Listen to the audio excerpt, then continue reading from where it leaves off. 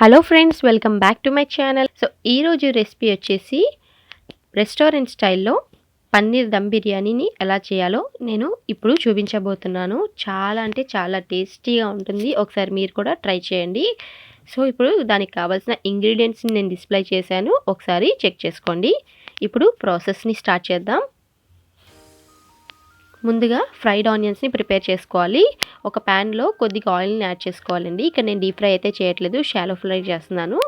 So కొద్దిగా ఆయిల్ని add చేసుకున్న తర్వాత ఇప్పుడు ఇందులో ఒక 2 మీడియం సైజు ఆనియన్స్ని సన్నగా కట్ చేసుకొని ఇలాగా వేసుకొని ఫ్రై చేసుకోవాలి. హై ఫ్లేమ్లో మాత్రమే ఫ్రై చేయాలండి.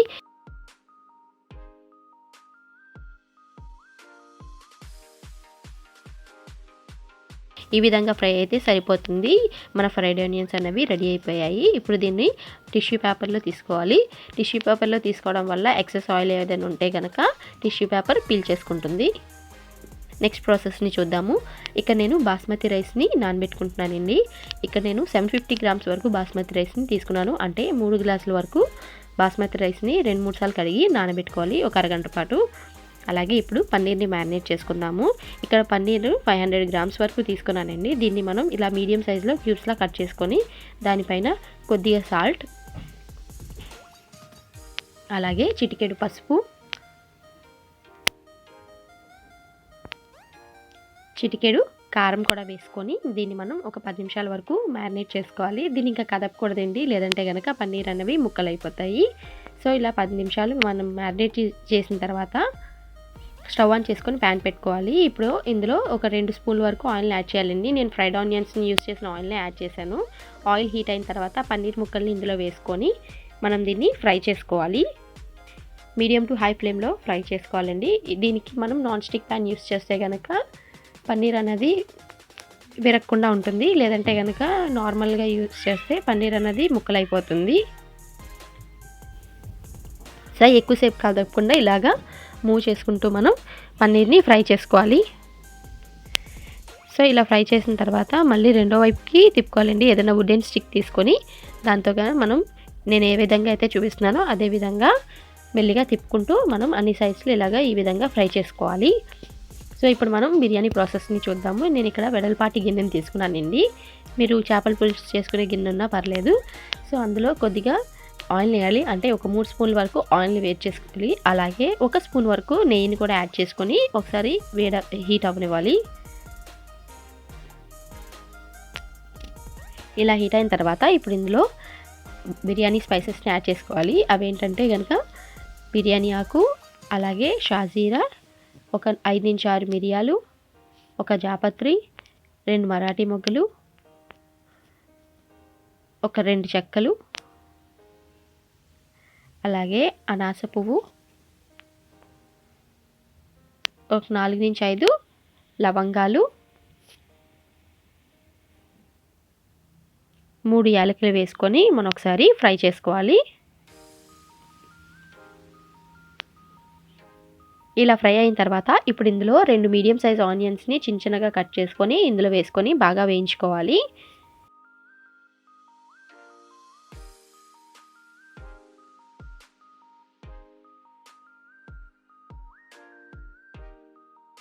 ఉల్లిపాయలు అనేది బాగా వేగాలంటే కొద్దిగా ఉప్పు వేసుకొని వేయించుకుంటే కనుక త్వరగా వేగుతాయి. ఇప్పుడు ఇలా వేగుతున్నప్పుడు ఇందులో ఒక 4-5 పచ్చిమిరపకాయలని సగంగా కట్ చేసుకొని ఇందులో వేసుకొని వాటిని కూడా బాగా వేయించుకోవాలి. ఉల్లిపాయ, పచ్చిమిరపకాయ బాగా వేగాయి కదండి. ఇప్పుడు ఇందులో 1.5 స్పూన్ వరకు అల్లం వెల్లుల్లి పేస్ట్ని వేసుకొని పచ్చివాసన పోయినంత వరకు మనం బాగా ఫ్రై చేసుకోవాలి.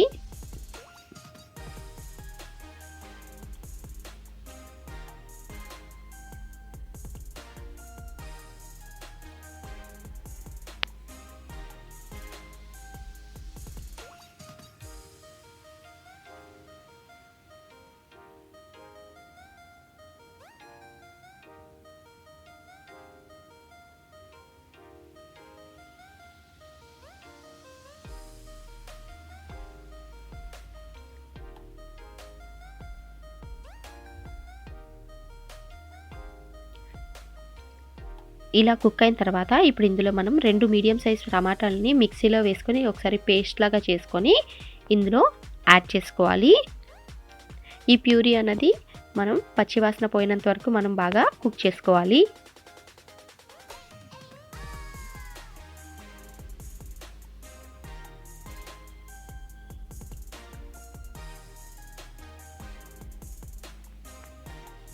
టమాటా ప్యూరీ అన్నది బాగా కుక్ అయిపోయింది కదండి. ఇప్పుడు ఇందులో 2 స్పూన్ల వరకు కారం,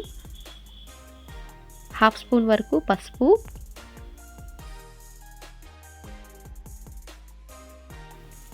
1 టీ స్పూన్ ధనియాల పౌడర్, 1 టీ స్పూన్ జీరా powder, 1 teaspoon garam masala, కొద్దిగా సాల్ట్ వేసుకొని ఇదంతా పచ్చివాసన పోయినంత వరకు మనం బాగా వేయించుకోవాలి.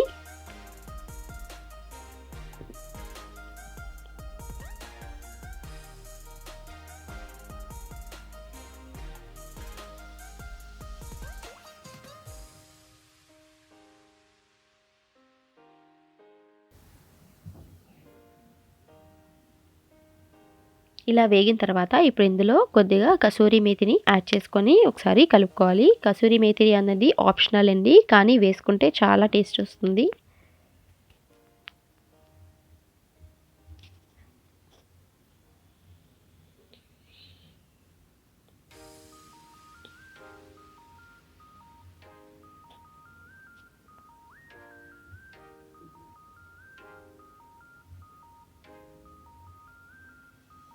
ఇలా కలుపుకున్న తర్వాత 1 కప్పు వరకు పెరుగుని యాడ్ చేసుకోవాలి. ఈ పెరుగుని నేను బాగా బీట్ చేసుకొని వేసుకున్నానండి. క్రీమీ టెక్స్చర్లో ఉండాలి.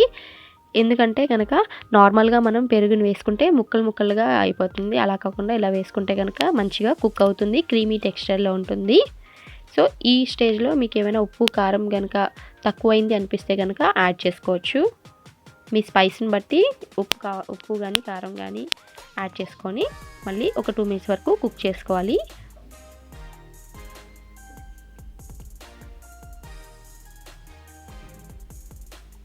ఇలా కుక్ అయిన తర్వాత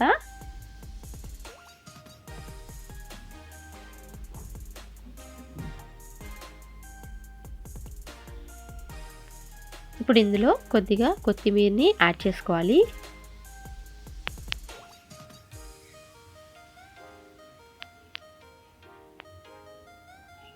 అలాగే కొద్దిగా ఫ్రైడ్ ఆనియన్స్ని కూడా యాడ్ చేసుకొని ఒకసారి కలుపుకోవాలి.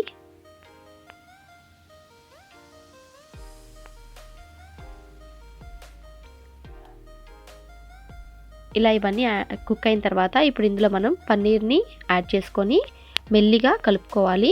ఎక్కువగా కదపకూడదండి, కదిపితే కనుక పన్నీర్ అన్నవి ముక్కలైపోతాయి. కాబట్టి జాగ్రత్తగా చూసుకుంటూ కలుపుకోవాలి.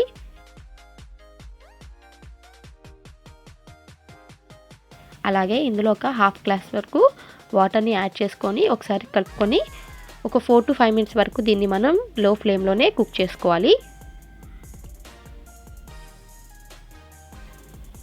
సో ఇప్పుడు మనం నెక్స్ట్ ప్రాసెస్ని చూద్దాము.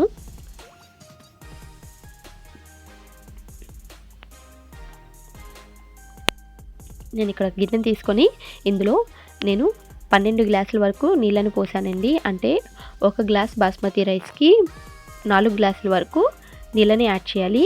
సో అలా నేను 3 గ్లాసులకి 12 గ్లాసుల వరకు నీళ్ళని యాడ్ చేసుకున్నాను. అలాగే ఇందులో ఇప్పుడు బిర్యానీ స్పైసెస్ని యాడ్ చేసుకోవాలి. అవేంటంటే షాజీరా, దాల్చిన చెక్క, లవంగాలు, ఇలాయచీ, మరాఠీ మొగ్గ, అనాస పువ్వు, బిర్యానీ ఆకు, ఇవన్నీ కూడా వేసుకోవాలి.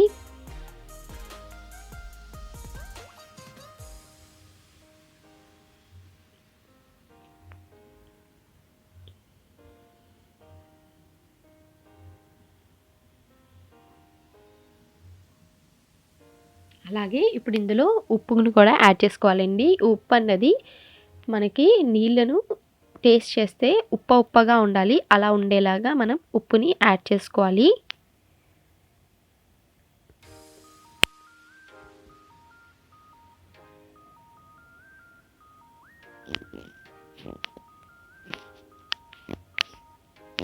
సో ఇప్పుడు ఇందులో మనం 3 పచ్చిమిరపకాయలని సగం చేసుకొని వేసుకోవాలండి.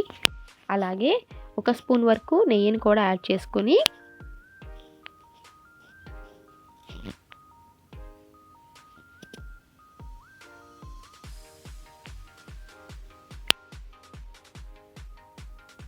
ఇప్పుడు ఇందులో కొద్దిగా కొత్తిమీర అలాగే పుదీనాని వేసుకొని ఒకసారి కలుపుకోవాలి.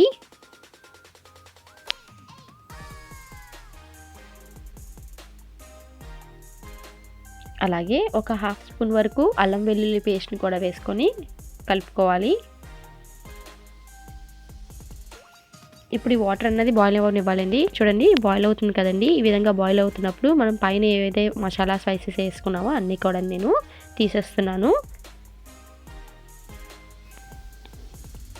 ఇలా తీసేసిన తర్వాత వాటర్ అన్నది బాయిల్ అవుతుంది కదా, ఈ స్టేజ్లో మనం నానబెట్టుకున్న బాస్మతి రైస్ని కూడా ఇందులో యాడ్ చేసుకోవాలి. వాటర్ బాయిల్ అవుతున్నప్పుడు మనం బాస్మతి రైస్ని వేస్తే త్వరగా కుక్ అయిపోతుంది. సో దీన్ని కుక్ చేసుకున్న తర్వాత మనం దీన్ని 60% వరకు కుక్ చేయాలండి.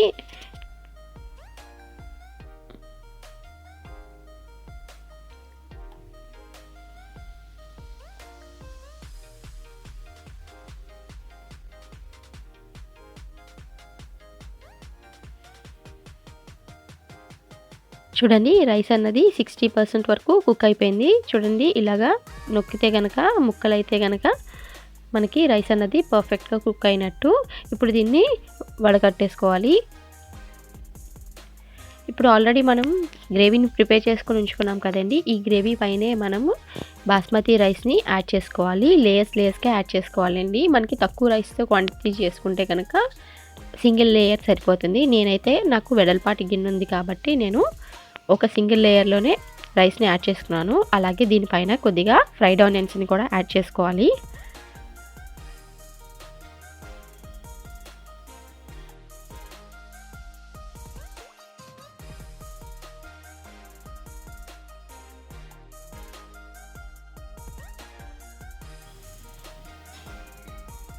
అలాగే కొత్తిమీర పుదీనాను కూడా యాడ్ చేసుకోవాలి.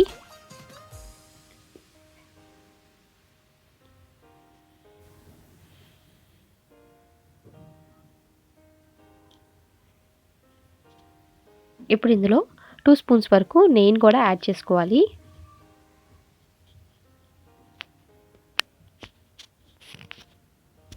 అలాగే ఇక్కడ నేను రెడ్ కలర్ ఫుడ్ కలర్ తీసుకున్నానండి. సో ఈ ఫుడ్ కలర్ని కూడా అక్కడక్కడ కొద్దిగా యాడ్ చేసుకోవాలి. ఇది కంప్లీట్లీ ఆప్షనల్ అండి. మీకు నచ్చితే వేయచ్చు, లేదంటే దీన్ని స్కిప్ చేసేయచ్చు. ఇప్పుడు దీన్ని అల్యూమినియం ఫాయిల్తో కవర్ చేసుకొని నేను దానిపైన మూత పెట్టుకొని దానిపైన ఒక బరువు ఏదైనా పెట్టి ఫస్ట్ హై ఫ్లేమ్లో తవా పెట్టుకోవాలండి. తవా పెట్టుకున్న తర్వాత ఇప్పుడు ఇందులో ఈ గిన్నెని పెట్టి దీన్ని మనం ఒక ఫస్ట్ 5 మినిట్స్ వరకు హై ఫ్లేమ్లో కుక్ చేసుకోవాలి. 5 మినిట్స్ తర్వాత దాన్ని లో ఫ్లేమ్లోకి చేంజ్ చేసి 30 మినిట్స్ వరకు కుక్ చేసుకోవాలండి. ఇది దమ్కి వేయాలి. అంతేనండి. 30 మినిట్స్ తర్వాత మన పన్నీర్ దమ్ బిర్యానీ అన్నది రెడీ అయిపోతుంది. మీకు చూపిస్తాను ఏ విధంగా ఉంటుందన్నది.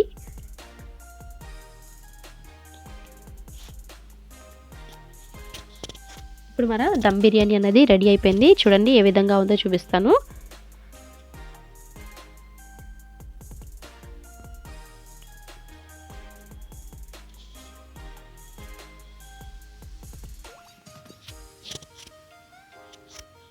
చూస్తున్నారు కదా ఎంత పొడిగా ఉందో. ఇప్పుడు నేను దీన్ని ప్లేట్లో సర్వ్ చేసి మరీ చూపిస్తాను.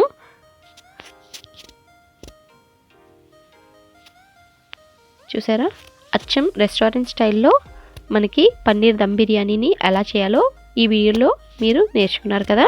సో ఈ రెసిపీని మీరు కూడా ట్రై చేస్తారని అనుకుంటున్నాను. ట్రై చేసి మీకు ఎలా వచ్చిందన్నది నాకు కమెంట్ బాక్స్లో కమెంట్ చేయండి. అలాగే మీకు నా వీడియోస్ నచ్చినట్టయితే లైక్ చేయండి, షేర్ చేయండి, సబ్స్క్రైబ్ చేయండి. పక్కనే ఉన్న బెల్ ఐకాన్ని క్లిక్ చేసి ఆల్ అన్న ఆప్షన్ని యాక్టివేట్ అయితే చేసుకోండి. So thank you for watching my video.